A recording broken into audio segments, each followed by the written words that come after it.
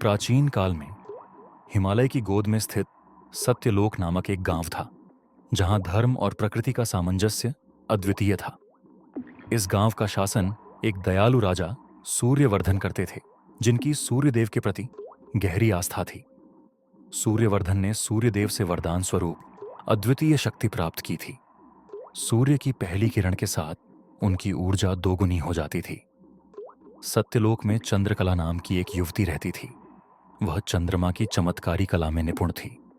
वह चंद्रदेव की आराधना कर अपनी साधना से चंद्रमा की चांदनी को संगीत और ज्योति में बदलने की शक्ति प्राप्त कर चुकी थी। उसकी यह कला पूरे गांव में प्रसिद्ध थी। एक दिन गांव पर एक विशाल राक्षस काल संध्या ने हमला कर दिया। वह सूर्य और चंद्रमा के प्रकाश को निगलने की शक्ति रखता था। उसका उद्देश्य था पूरी धरती को अंधकार में ढकेल देना। सत्यलोक के लोग भयभीत हो गए और राजा सूर्यवर्धन से सहायता की गुहार की। सूर्यवर्धन ने अपने दिव्य अस्त्र लेकर राक्षस का सामना किया, लेकिन जैसे ही वह काल संध्या पर वार करते, राक्षस अंधकार फैलाकर उनकी शक्ति को कम कर देता। हार मानने के बजाय सूर्यवर्धन ने चंद्रकला की सहायता मांगी।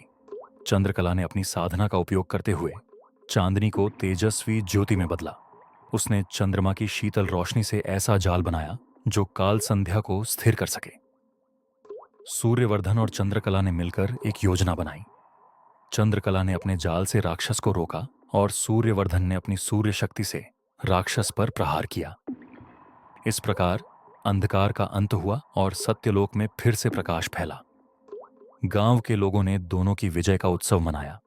सूर्यवर्धन और चंद्रकला की युगल शक्ति का यह अद्वितीय संगम केवल सत्यलोक ही नहीं, बल्कि पूरे ब्रह्मांड में प्रसिद्ध हो गया। इस घटना के बाद सूर्यवर्धन और चंद्रकला ने विवाह कर लिया और अपनी शक्तियों का उपयोग धरती पर धर्म और प्रकृति की रक्षा के लिए किया। यह कथा बताती है कि जब सूर्य और चंद्रमा की शक्तियां एक साथ आती हैं, तो अंधकार भी स्थायी नहीं रह सकता। आज भी सत्यलोक की यह कहानी इस बात का प्रतीक है कि जब प्रकाश और शीतलता, शक्ति और सौंदर्य एक साथ आते हैं, तो हर चुनौती को पार किया जा सकता है।